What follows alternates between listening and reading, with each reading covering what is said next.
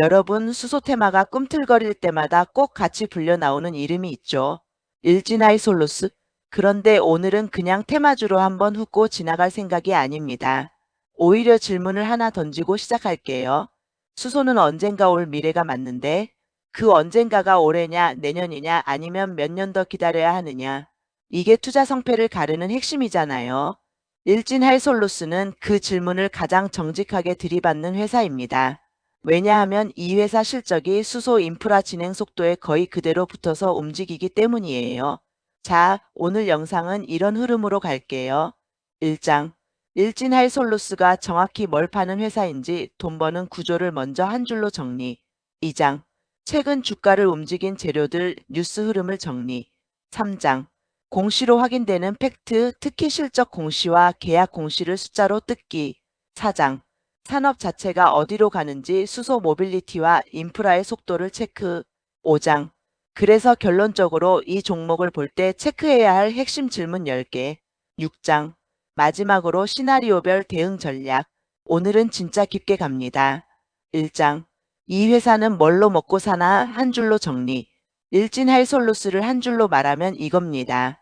고압 수소를 안전하게 저장하고 이동시키는 탱크와 모듈을 만드는 회사. 수소차가 굴러가려면 연료전지 스택도 중요하지만 결국 차에 수소를 넣고 달릴 수 있게 만드는 건 탱크예요. 특히 이 회사가 강점을 가진 쪽은 탄소복합재를 활용한 고압 용기 이른바 타이프 4 계열입니다. 회사 자료에서도 수소 저장 시스템을 핵심 솔루션으로 전면에 두고 있고 타이프 4 방식은 700바 같은 고압 영역에서 기술집 약도가 매우 높은 제품으로 설명됩니다. 그리고 여기서 중요한 포인트 하나. 이 회사는 수소차가 늘면 무조건 좋아요. 이런 단순 구조가 아닙니다. 수소차가 늘어도 인프라가 느리면 실적이 흔들립니다. 이게 오늘 영상 전체를 관통하는 핵심입니다. 2장. 최근 주가를 움직인 재료, 뉴스 흐름. 최근 시장에서 일진하이솔루스가 다시 부각된 기사들을 보면 공통 키워드가 있습니다. 현대차, 북미 수소 인프라, 그리고 저장 탱크. 예를 들어 오늘자 기사들에서는 현대차의 북미 쪽 수소 인프라 제한 혹은 수소 관련 기대감 속에서 일진하이솔루스가 저장 탱크 수혜주로 묶이며 주가가 강세를 보였다는 흐름이 반복됩니다. 여기서 제가 여러분께 되묻고 싶은 게 있어요. 이 뉴스가 단발성 테마일까요? 아니면 실제 수주와 실적으로 연결될 구조적 변화일까요? 이 질문에 답하려면 뉴스 말고 공시로 내려가야 합니다. 3장. 공시로 확인되는 팩트 2개 실적 계약. 3장 1절. 2025년 잠정 실적 공시가 말해주는 것.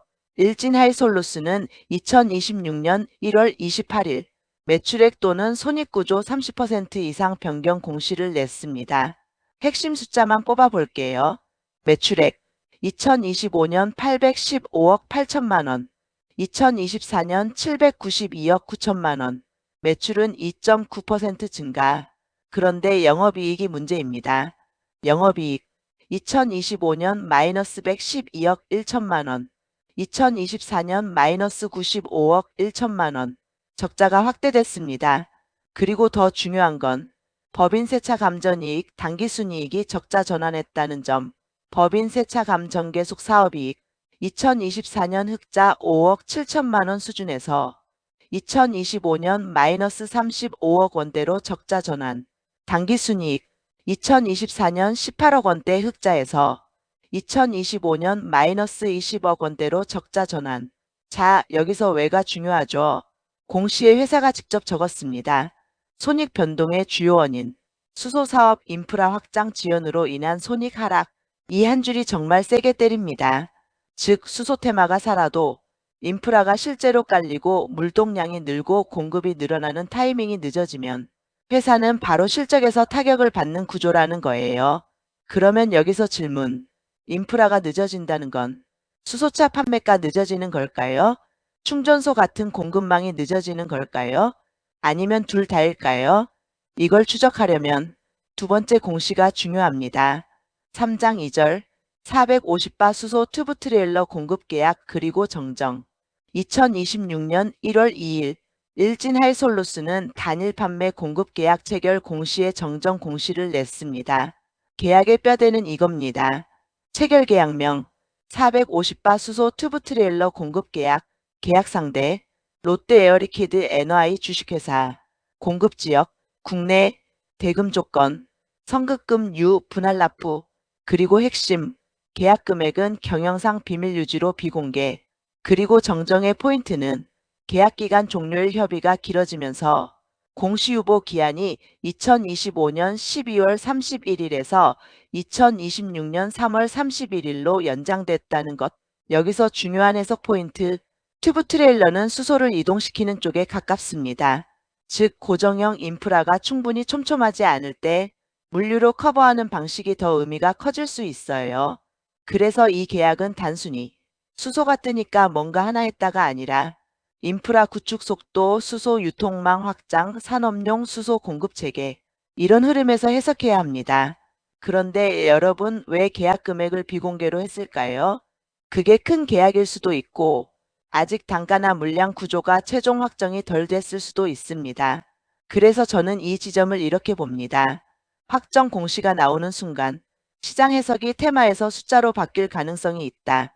그리고 그 시점이 유보기한 기준으로 보면 늦어도 2026년 3월 31일 전후에 힌트가 나올 수 있다는 겁니다. 사장, 산업의 속도 수소 모빌리티는 왜 늦어지나? 이제 산업 얘기로 넘어가 봅시다. 수소는 기술만으로 안 됩니다. 수요, 공급, 저장, 운송, 충전, 안전 규제, 이게 한꺼번에 돌아야 해요. 일진하이솔루스 입장에서는 특히 이 고리가 중요합니다. 완성차가 수소차를 얼마나 팔 수 있느냐, 수소를 어디서 어떻게 만들고 어떻게 옮기고 어떻게 충전할 거냐, 충전 인프라가 촘촘해지느냐, 상용차로 확장되느냐, 관련 기사들에서도 현대차의 수소차 라인업과 공급 그리고 회복을 노린다는 맥락이 언급됩니다. 회사 홈페이지에서도 현대차와 함께 북미 대형 수소 트럭 시장 진출을 언급하고 있어요. 그런데 진출한다와 실적으로 찍힌다는 다르죠. 그래서 여러분이 꼭 기억해야 할 말이 하나 있습니다. 수소 산업은 발표는 빠른데 정사는 느립니다. 공장 증설, 인증, 납품, 운행 데이터 안전 규격, 이게 맞물려야 매출이 안정화됩니다. 이 회사가 2025년 실적에서 인프라 지연을 손익 악화 원인으로 적어버린 이유도 바로 이 정산이 느린 산업의 성격이 그대로 반영된 결과라고 볼 수 있습니다. 5장. 일진하이솔루스를 볼 때 반드시 체크해야 하는 질문 10개. 이제부터가 진짜 실전입니다. 여러분이 이 종목을 매수하든 관망하든 딱 이 질문 10개의 답을 낼 수 있어야 합니다. 질문 1. 현대차 의존도는 얼마나 되나? 일진하이솔루스는 수소차 밸류체인에서 강점이 있지만 주요 고객 집중은 오래된 숙제라는 지적이 있었습니다. 현대차 수소차 판매가 흔들리면 탱크 수요도 흔들립니다. 질문 2. 2세대 넥소 상용차 확장이 실제 발주로 이어지나? 기사에서는 신형 넥소 관련 공급 기대가 언급됩니다. 하지만 우리는 항상 발주와 양산 물량을 확인해야 합니다. 질문 3. 인프라 지연이 언제 풀리나? 회사가 공시에서 직접 인프라 확장 지연을 원인으로 꼽았습니다. 그럼 다음 분기, 다음 해에는 무엇이 바뀌는지 체크해야죠. 질문 4. 튜브 트레일러 계약의 금액은 어느 정도일까요? 현재는 비공개입니다. 유보기한이 2026년 3월 31일까지로 잡혀 있으니 그 전후로 단서가 나오는지 보셔야 합니다. 질문 5. 수소 저장 방식의 경쟁 구도는 어떻게 변하나? 타이프4는 고난도 영역이지만 경쟁사는 언젠가 늘어납니다. 기술 우위의 지속기간이 핵심입니다. 타이프4 설명은 회사 ESG 브로슈어에서 확인. 질문 6. 원가 구조에서 탄소 섬유 등 소재비 변동은 어떤가? 복합재 고압용기는 소재비 비중이 큽니다. 마진이 출렁일 수 있어요. 질문 7. 고정비 레버리지가 지금은 불리한가 유리한가? 매출은 늘었는데 영업적자가 확대됐습니다. 이 말은 가동률이 충분히 안 올라오면 고정비 부담이 먼저 튄다는 뜻일 수 있습니다. 반대로 물량이 붙는 순간 레버리지가 확 살아날 수도 있죠. 질문 8. 해외 고객은 언제 어떤 형태로 붙나? 과거부터 해외 거래처 확보가 관건이라는 이야기들이 있었습니다. 해외는 인증과 신뢰 확보가 길게 걸리지만 한번 붙으면 계약 기간이 길어질 가능성도 큽니다. 질문 9. 정책의 방향이 수소에서 전기로만 쏠리진 않나? 이건 산업 전반 리스크입니다.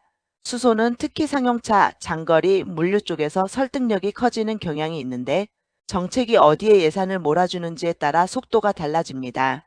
질문 10. 지금 주가 상승이 실적 선반영인가 테마 반등인가? 오늘처럼 수소 테마가 강할 때는 시장이 앞서 달립니다. 우리는 그 뒤에 실적이 따라올 수 있는지 확인해야 합니다. 6장. 시나리오별로 주가를 해석해보자. 여기서부터는 예측이 아니라 가능한 그림을 3개로 나눠보겠습니다. 시나리오 A. 인프라가 생각보다 빨리 깔린다. 이 경우는 무엇이 보일까요? 수소차 판매나 상용차 보급이 숫자로 늘어난다. 탱크 발주가 분기 단위로 안정화된다. 고정비 부담이 희석되면서 영업적자가 줄어들기 시작한다.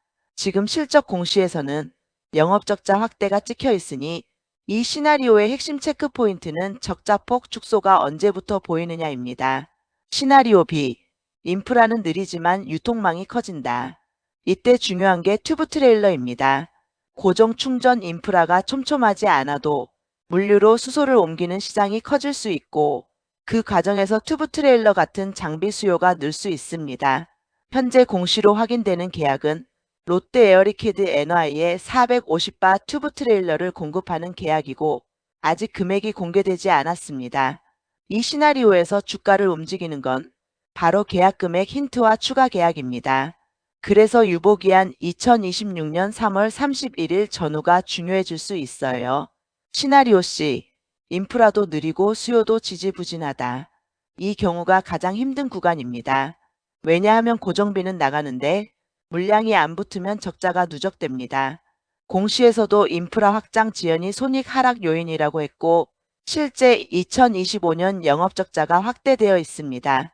이 시나리오에서는 테마 급등이 나와도 지속성이 떨어질 수 있고 오히려 급등 후 변동성이 커질 가능성이 높습니다. 7장. 그럼 오늘 시점에서 투자자가 해야 할 일.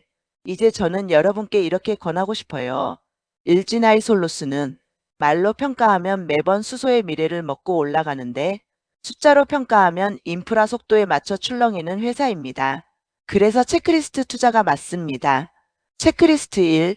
다음 실적에서 영업적자 폭이 줄어드는지, 줄어든다면 이유가 물량인지 원가인지 일회성인지. 체크리스트 2.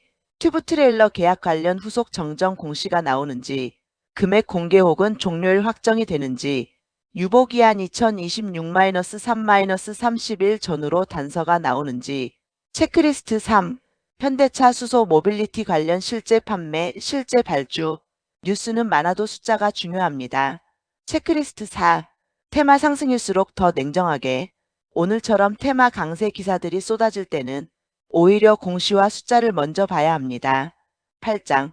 엔딩 멘트. 오늘 정리하겠습니다. 일진아이솔루스는 수소를 차에 싣고 달리게 만드는 핵심 부품을 하는 회사이고 최근에는 수소를 옮기는 튜브 트레일러 영역에서도 계약 공시가 확인됩니다. 하지만 2025년 잠정 실적에서는 영업적자가 확대되고 순이익이 적자 전환했으며 회사 스스로 그 이유를 인프라 확장 지연이라고 밝혔습니다.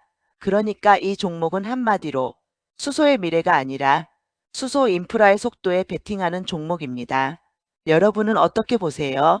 수소 인프라의 속도는 2026년에 빨라질까요? 아니면 또 한 번 늦춰질까요? 댓글로 여러분 시나리오를 남겨주세요.